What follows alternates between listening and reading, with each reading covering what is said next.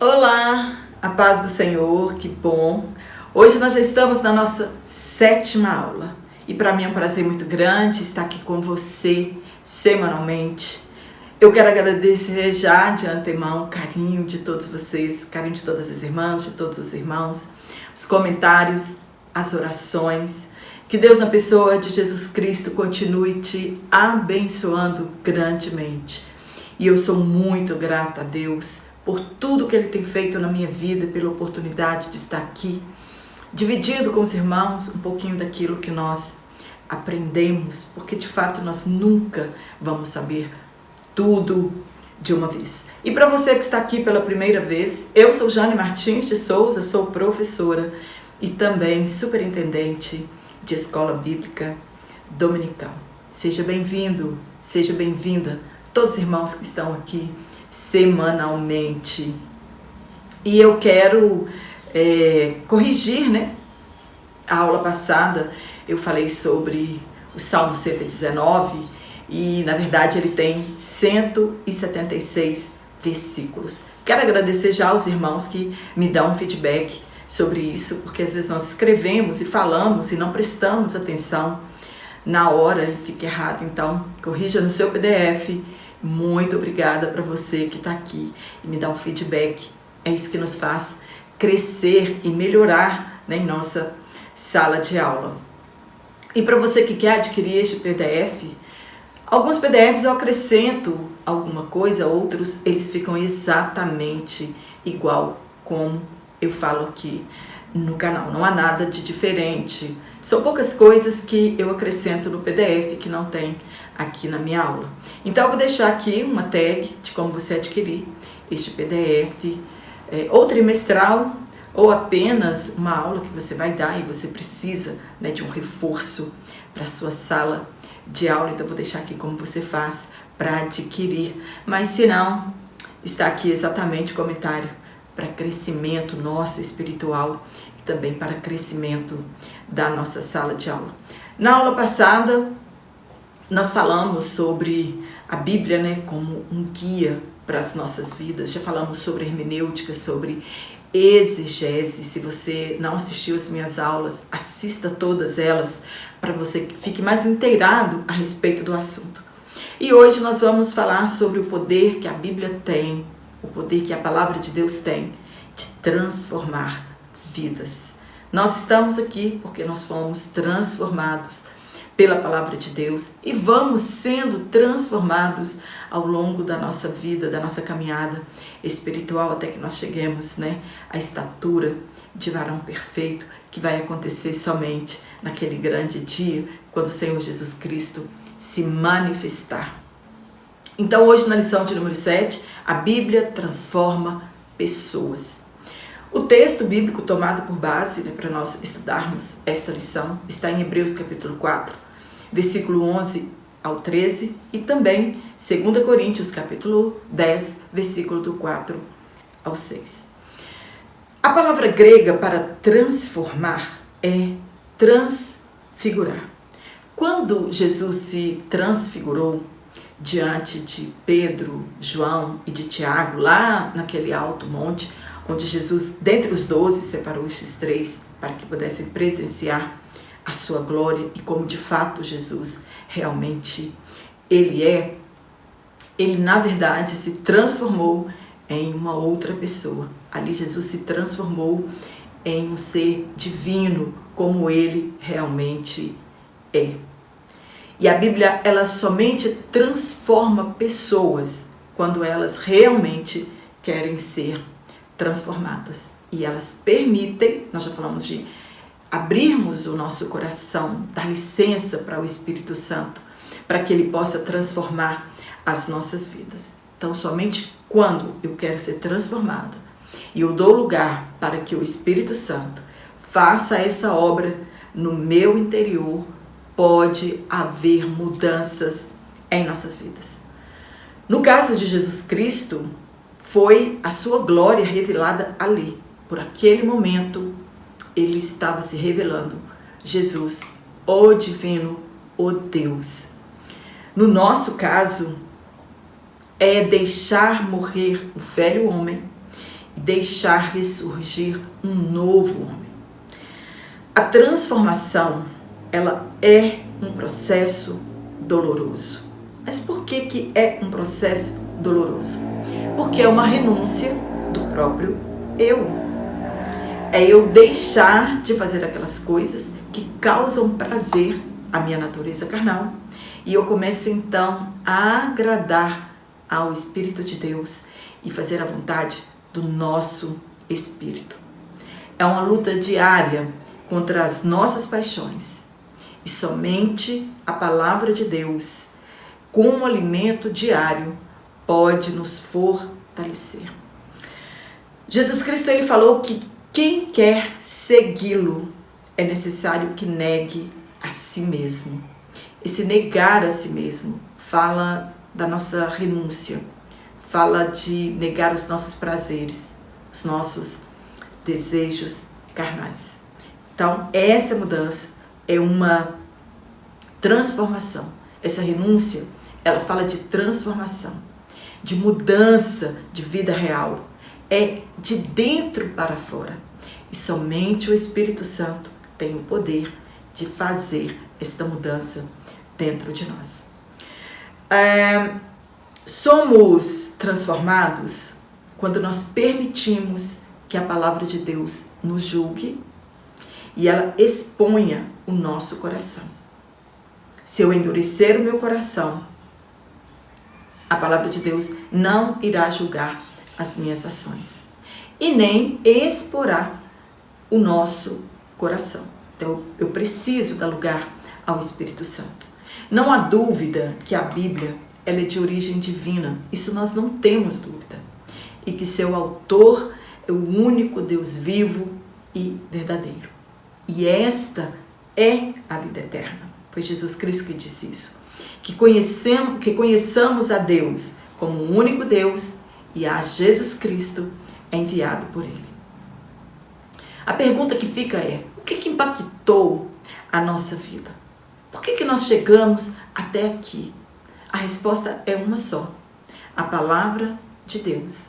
E foi esta mensagem que transformou nosso entendimento, que abriu os nossos olhos espirituais à medida que nós ouvimos o Evangelho de Cristo. Então, ele nos fez compreender a boa, agradável e perfeita vontade de Deus. Paulo escreveu que não podemos nos amoldar aos padrões mundanos. E, infelizmente, a igreja visível da atualidade, ela quer ser como o mundo, ao invés de desejar ser transformada pelo poder da palavra. Ele diz que devemos nos transformar. Isto é um processo. A transformação das nossas vidas, ela é um processo ao longo da nossa jornada aqui. Nós não somos transformados rapidamente. Dormi rebelde e acordei santo, isso não existe. Esse processo de transformação, ele não é uma mágica, né? Não tem uma varinha mágica que faz isso em nossas vidas. É um processo demorado e para muitas pessoas ele é longo, até que a pessoa entenda que ele precisa ceder ao Espírito Santo de Deus e que a palavra transforme a sua vida. Paulo rogou, isto é, Paulo implorou, não foi mandamento, ele não ordenou, ele pediu para a igreja que estava em Roma. E essa palavra é viva, fala conosco nos dias atuais. Ele pediu. E para isto acontecer, é necessário haver dedicação a Cristo. E esta verdadeira dedicação é oferecer diariamente o nosso corpo, a nossa mente e a nossa vontade. É deixar, nosso corpo, a nossa mente, o nosso entendimento à disposição do Espírito Santo. Se nós conformarmos e vivermos aqui neste mundo como o mundo impõe que vivamos, e como Ele vive, nós não seremos transformados. Ou nós vamos nos amoldar ao mundo e ser como o mundo é, ou nós somos um transformador. Transformamos a nossa vida e somos luz para que outras pessoas também sejam transformadas, tornando-nos cada dia mais parecido com Cristo. Este é o objetivo na nossa vida. É nisso que a palavra de Deus nos transforma. Sermos parecidos com Cristo. Será que nós amamos de fato a vontade de Deus? Será que nós a achamos perfeita? Foi isso que Paulo quis dizer.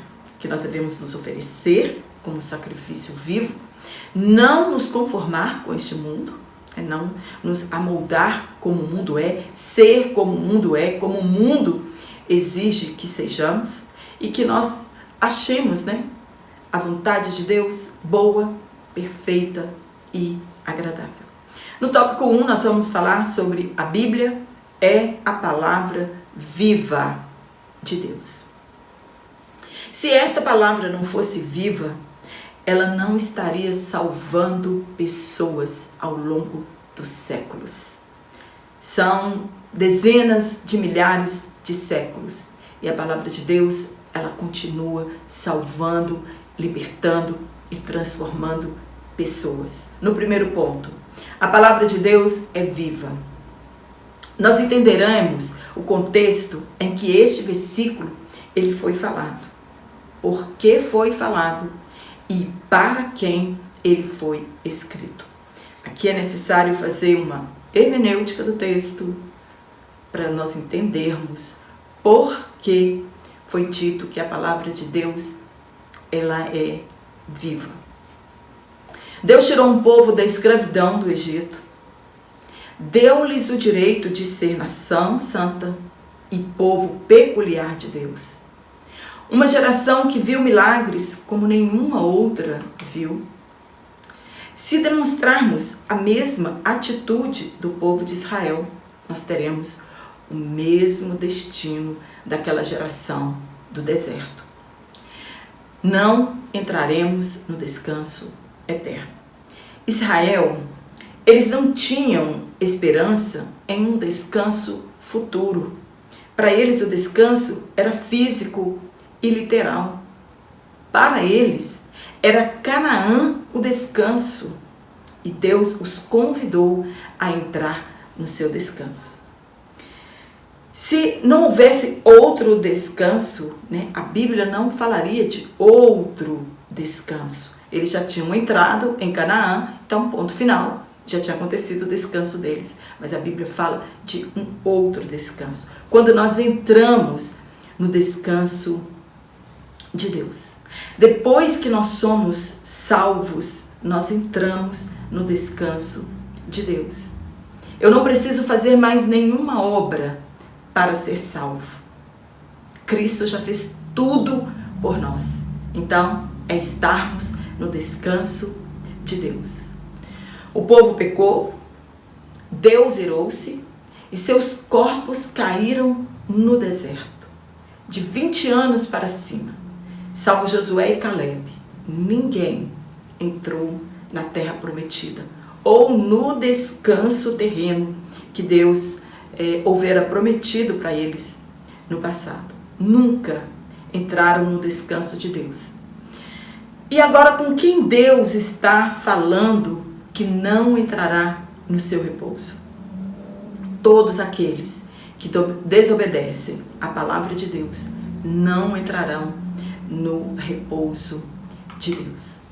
Israel não descansou em Deus. Nós vimos que um povo que saiu do Egito e com apenas um mês de peregrinação, eles já começaram a reclamar e a pecar contra Deus.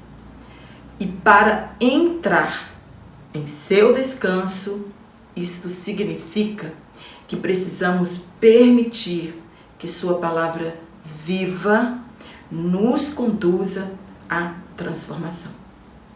Assim como o povo de Israel não foi transformado pela palavra de Deus que eles ouviram, infelizmente hoje também muitas pessoas não foram transformadas pela palavra que estão ouvindo todos os dias. Não há caso insolúvel para Deus. Então, em meio a muito trabalho, estamos descansando em Deus. Quando nós descansamos em Deus, é que nós entregamos tudo nas mãos deles. E estamos trabalhando, mas ao mesmo tempo que nós estamos trabalhando, nós estamos descansando em Deus, porque nós sabemos que Ele cuida de tudo nos pormenores. Assim como Deus cuidou daquela nação no deserto por 40 anos, Deus também tem cuidado de nós. Este é o descanso prometido por Deus. Mas ainda resta um outro descanso que nós aguardamos, que está no porvir. Mas se nós desobedecermos, nós seremos julgados com o mesmo rigor que aquela geração foi julgada no deserto. O problema daquele povo foi ter ouvido as boas novas, assim como nós estamos ouvindo, e não se permitiram serem transformados. Assim como eles não foram transformados pela palavra de Deus, hoje muitas pessoas estão ouvindo as boas novas de Deus e também não estão se permitindo serem transformados pela palavra de Deus. E qual é o segredo para entrarmos no descanso de Deus? A palavra de Deus. É a única forma de entrarmos no descanso de Deus. Devemos deixar que a palavra nos julgue e exponha nosso coração. Somente assim poderemos ser transformados. Quando nós lemos as Escrituras, na verdade, é ela que nos lê. E ela lê a nossa intenção, e se servirmos a Cristo com amor e devoção, e por amor e com devoção. Quando abrimos a palavra de Deus, ela fala conosco. Ela lê a nossa mente, ela lê o nosso entendimento, ela lê os nossos pensamentos, né? E aponta e nos corrige de acordo com a palavra de Deus. Nós devemos obedecer a palavra para evitar o juízo e a morte. Deus disse ao povo que guardassem a palavra, que ensinassem a seus filhos, pois não eram palavras inúteis, e sim a vida deles. A palavra de Deus, ela gera vida em nós e gera vida também em nossos filhos. E por meio delas, por meio da palavra de Deus, eles viveriam muito tempo no meio das nações em que eles estivessem. E não é diferente para os nossos dias. Somente viveremos muito no mundo que estamos se nos alimentarmos da palavra de Deus. E aí, por fim, nós herdaremos a vida eterna, o descanso que nós almejamos, o tão esperado descanso da igreja.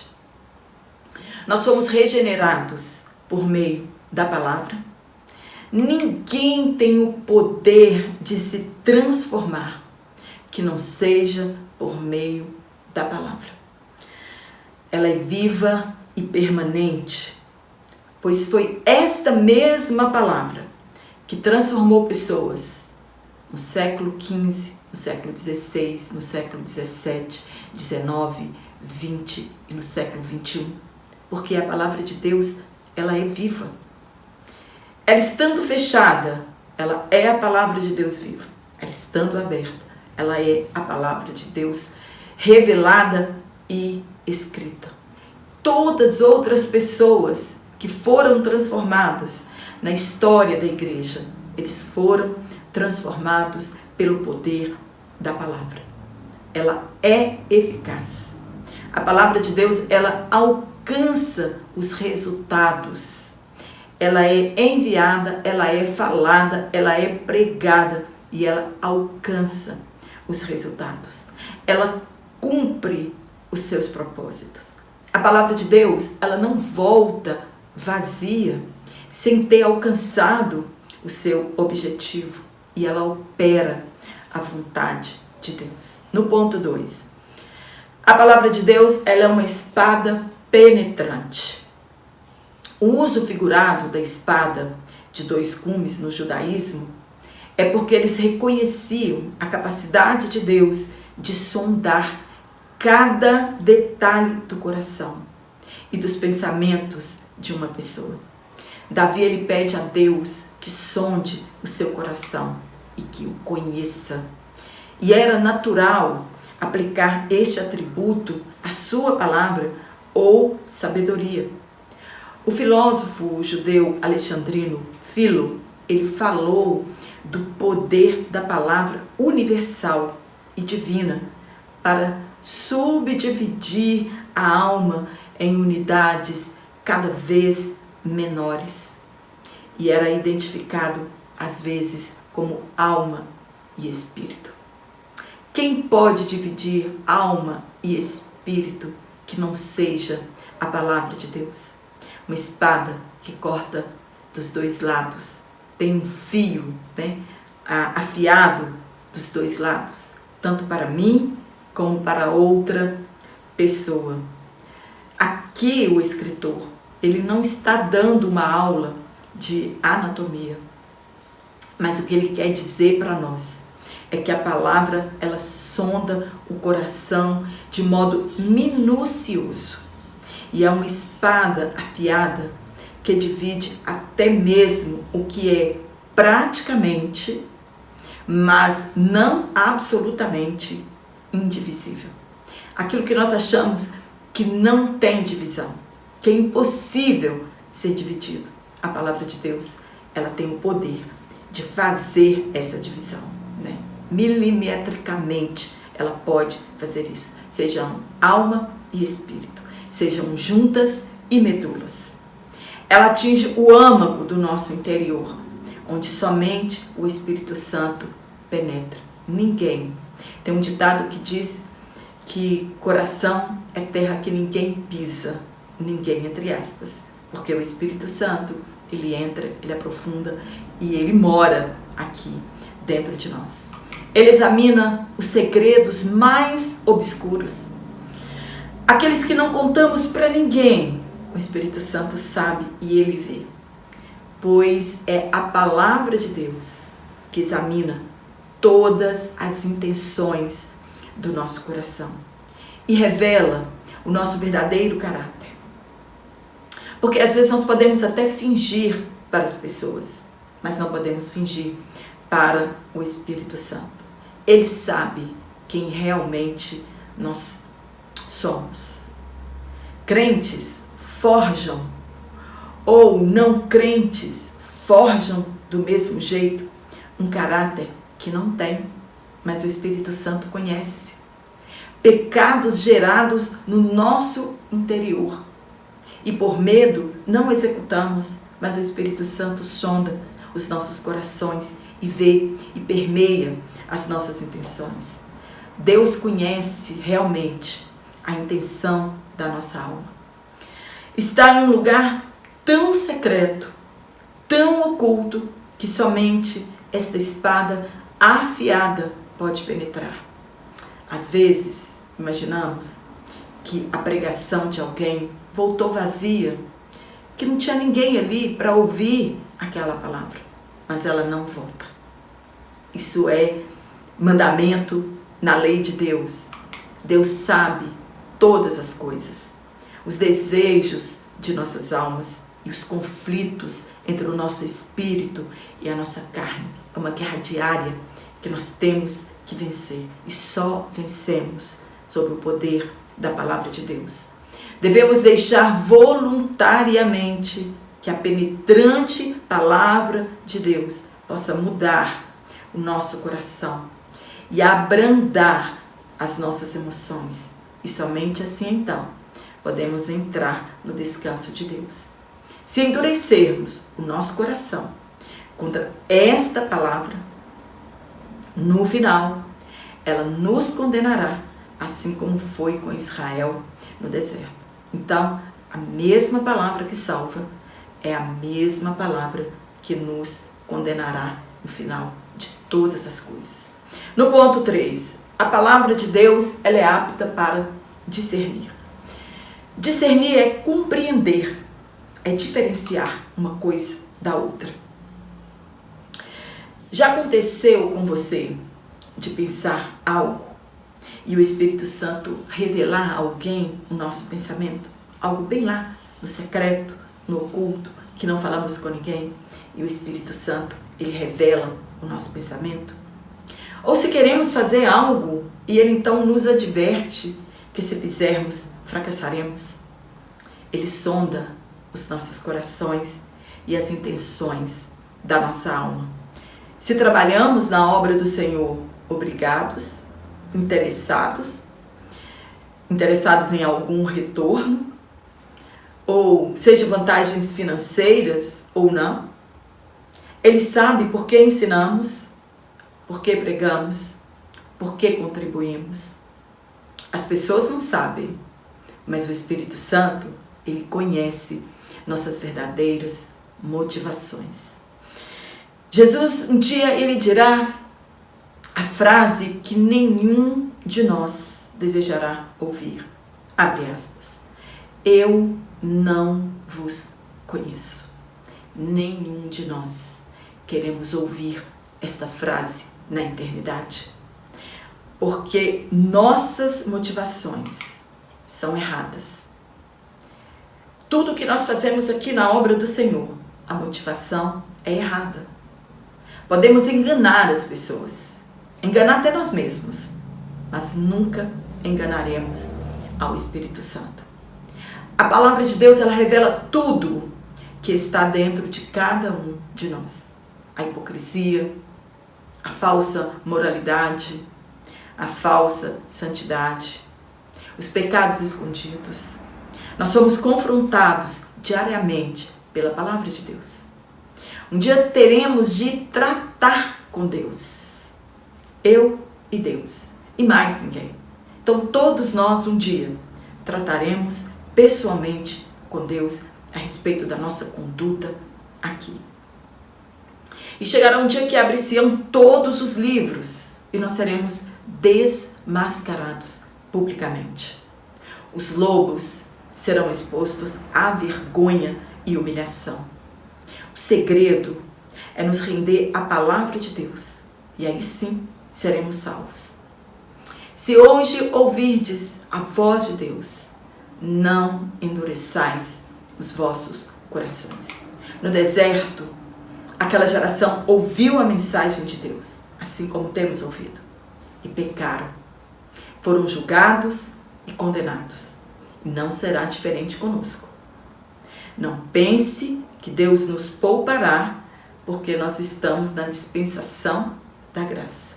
Não nos poupará. Deus, ele vê todas as coisas e todas elas estão nuas e patentes diante dos olhos de Deus. Ninguém pode enganar ou esconder-se dele. Este texto, ele nos faz pensar sobre como estamos respondendo à palavra de Deus. No tópico 2, nós vamos falar sobre a Bíblia anula os conselhos do mundo. Anular significa invalidar, tornar sem efeito os conselhos do mundo. Porém, isto somente acontece quando a Bíblia ela é regra de fé e prática para a nossa vida. No ponto 1, as armas da nossa milícia. Eu vou deixar um card aqui, que nós temos uma aula só sobre as armas espirituais, e aqui no texto não teremos tempo para isso, mas eu vou deixar um card, se você quiser enriquecer a sua aula, é só assistir, né, e levar para a sua classe. Então, as armas da nossa milícia. Milícia é no sentido religioso, um grupo de pessoas que militam em nome de uma religião, em nome de uma ideologia. Não é esta militância escancarada hoje no nosso país esquerdista, com viés ideológico, que lutam por uma liberdade pecaminosa e contra todos os princípios bíblicos. Paulo está falando de uma guerra espiritual, contra as hostes espirituais da maldade.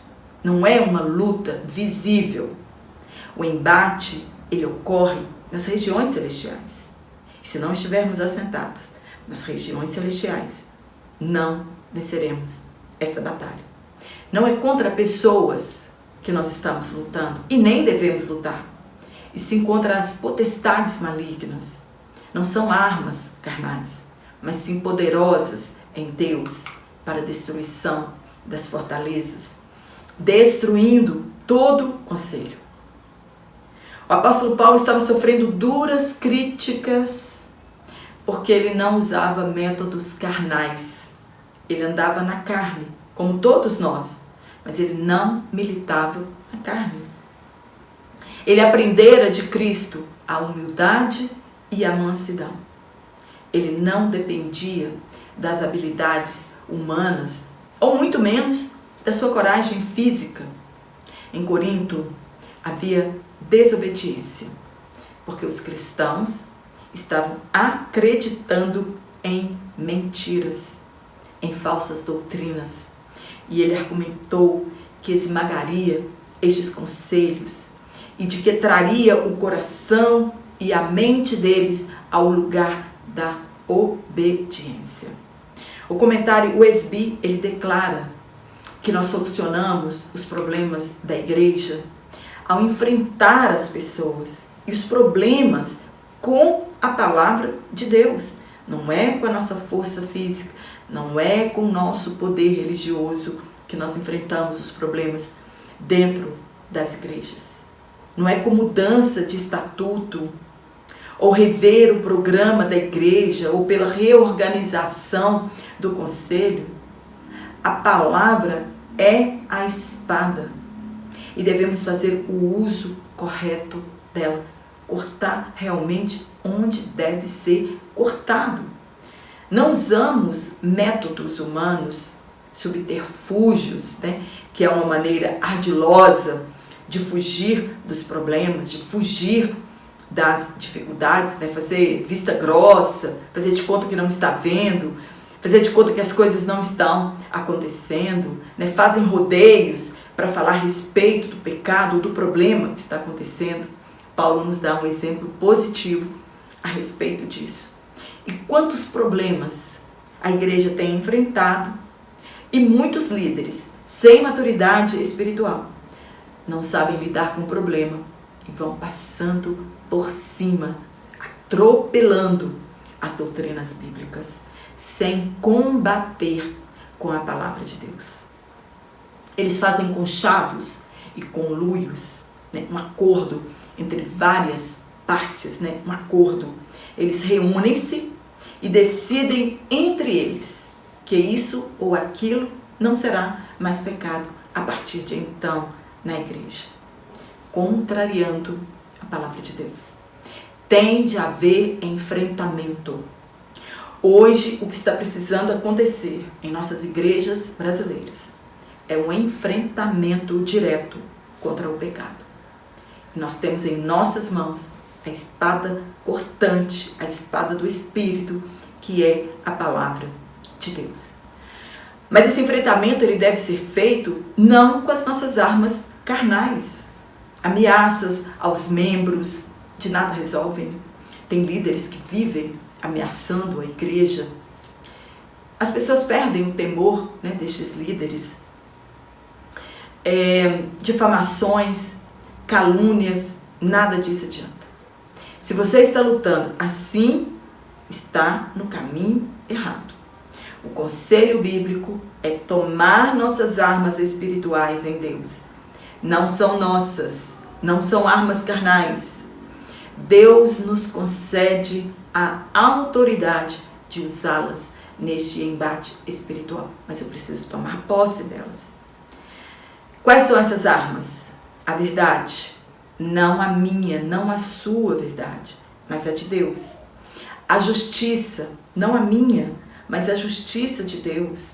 O evangelho, que é o poder de Deus para a salvação daquele que crê, o capacete da salvação, a fé, a salvação, a espada do Espírito e a oração perseverante.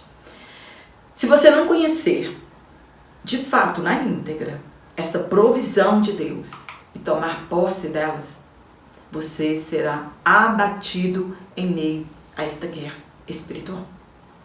Cristo já venceu por nós.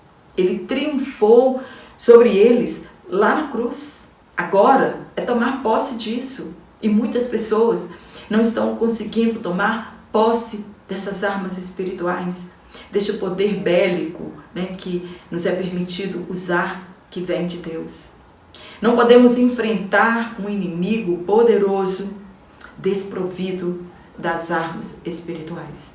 Não venceremos. Seremos esmagados ao longo da nossa trajetória. Seremos vencidos. Ele é um adversário forte e somente podemos vencê-lo com o poder de Cristo. É a oração e a palavra que nos dão poder, força para vencer. No ponto 2, a destruição das fortalezas. Quando a Bíblia diz que o mundo jaz no maligno, ela quer dizer que ela está sob o poder do maligno, sob a influência maligna. E o líder das forças do mal é o diabo. Ele é o nosso inimigo e é ele que lidera, né, esse poder maligno no mundo. Ele opera nos filhos da desobediência, assim como o Espírito Santo opera na vida daqueles que obedecem a Deus. Quando olhamos e vemos pessoas lutando em prol da legalidade do aborto, do casamento entre pessoas do mesmo sexo, e hoje estão transformando tudo isso em lei. Crianças têm o direito de sexo para dar legalidade à pedofilia. E pasmem, na lei, o incesto entre pessoas maiores, ele não é crime. Nós lutaremos contra pessoas ou contra um sistema maligno, né, que está operando aqui nos filhos da desobediência. Não. Nós lutaremos contra o sistema maligno, usando nossas armas poderosas em Deus. A palavra de Deus, ela anula o mal com graça e poder. E ela então liberta as almas da prisão espiritual. Mas se não pregarmos, como elas se libertarão? Como elas serão alcançadas? Se não nos posicionarmos contra tudo isso, como ouvirão a verdade? A palavra de Deus tem poder para transformar filhos da desobediência em filhos de Deus. Mas precisamos fazer a nossa parte. No ponto 3, a destruição dos falsos mestres. Hoje, não encontramos isso apenas no mundo secular. Infelizmente, nas igrejas que se dizem cristãs, existem argumentos para apoio de todo pecado. As pessoas encontram brechas, né, para trazer essas heresias para dentro das igrejas. Porém, o poder de Deus, ele destrói estes conselhos. Onde a palavra de Deus, ela é pregada, essas fortalezas, esses falsos argumentos, eles caem por terra. Mas se nós não conhecermos a palavra de Deus, como combateremos as ideologias anticristãs? Por exemplo, o ateísmo, doutrina que nega de maneira sistemática e persistente a existência de Deus. O relativismo é uma doutrina que joga por terra os princípios da ética e da verdade, que nada é absolutamente certo nem absoluto, por depender de condicionamento. Então, para esta doutrina dependendo do lugar que eu estiver, da situação que eu estiver vivendo, não é pecado. E isso é heresia, né? E pecado também. O secularismo é outra doutrina que está infiltrada em nossas igrejas. Tem o homem e somente o homem como medida de todas as coisas. E hoje, infelizmente, Jesus Cristo saiu dos hinos e das mensagens cristãs. O homem é o centro das mensagens. Tudo por ele, e para Ele, né? Deus vai te dar, você vai ser, você pode. Isso é o secularismo dentro das nossas igrejas. Nós temos também o marxismo, que é uma doutrina socialista elaborada pelos filósofos alemães. Karl Marx, muito conhecido, né? A gente que faz faculdade é obrigado a estudar a respeito deste homem, né? Dessa forma de governo dele. E também Friedrich Engels, não sei se está certo aqui a pronúncia. Eles viveram em 1820 a 1895. E a doutrina do marxismo, ela tem como fundamento o materialismo, uma doutrina socioeconômica ateísta, anticristã e perversa, que não considera a dignidade humana. Infelizmente, muitos cristãos são adeptos do socialismo e do comunismo, e onde este sistema de governo ele é implantado é somente miséria e fome. E lutar contra as heresias que contradizem a mensagem da cruz. O método para anular estes sofismas, né? Sofismas é a persuasão por meio da palavra de Deus. Eles querem persuadir as pessoas ao erro usando a própria palavra de Deus. Sofisma é um argumento concebido para produzir a ilusão da verdade. Um argumento aparentemente correto que pretende induzir as pessoas ao erro.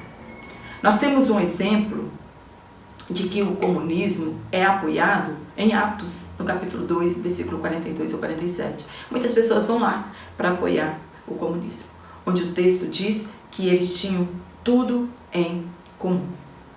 E em João 8,32 está escrito que conhecereis a verdade e ela vos libertará. Paulo ele teve que refutar os sofistas daquele tempo, do seu tempo. No ponto 4, a destruição de toda altivez. A altivez se refere a toda conduta que se levanta contra o conhecimento. Está incluído a rebeldia, o orgulho, a jactância e as demais vaidades humanas. Satanás é quem atua na mente das pessoas e as mantém afastadas de Deus. E somente com a pregação da palavra de Deus, o sistema soberbo do mundo, ele é subjugado aos ensinos de Cristo. Jactância é arrogância. É uma pessoa com alta opinião sobre si mesmo. É orgulho. São pessoas que resistem à verdade de Deus. No tópico 3, a Bíblia nos torna humildes.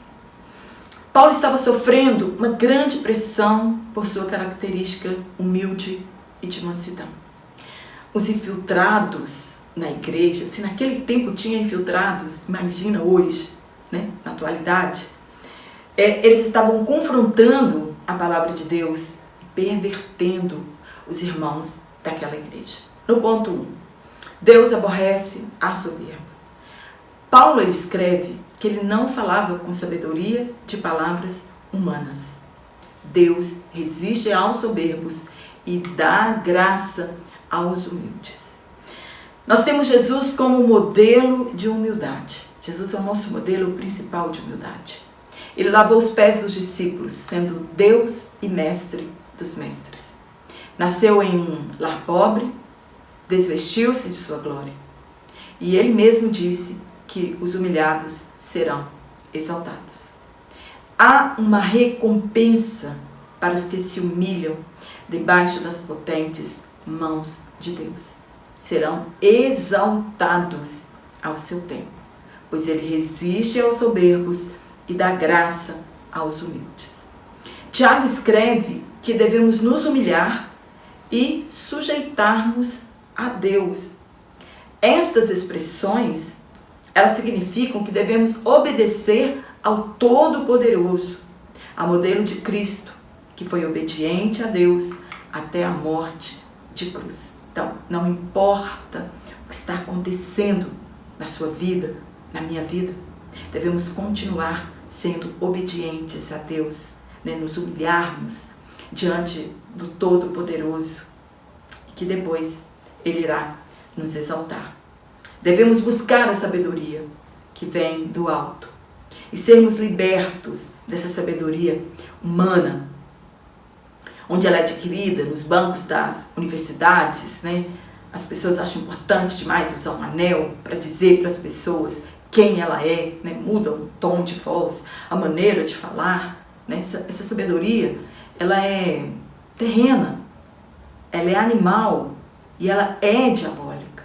Quando nós lemos as cartas de Paulo, de Pedro, Tiago, escritor anônimo aos Hebreus, eram pessoas simples e humildes e que diziam que o que eles estavam falando não eram palavras deles, eram palavras vindas do Espírito Santo de Deus, né? Isso é humildade, reconhecer a nossa incapacidade, a nossa pequenez, e sabendo que tudo que temos vem de Deus, né? Nada é nosso. Então, essa sabedoria, ela vem de Deus. E se nós não temos, podemos pedi-lo, assim como Tiago escreveu.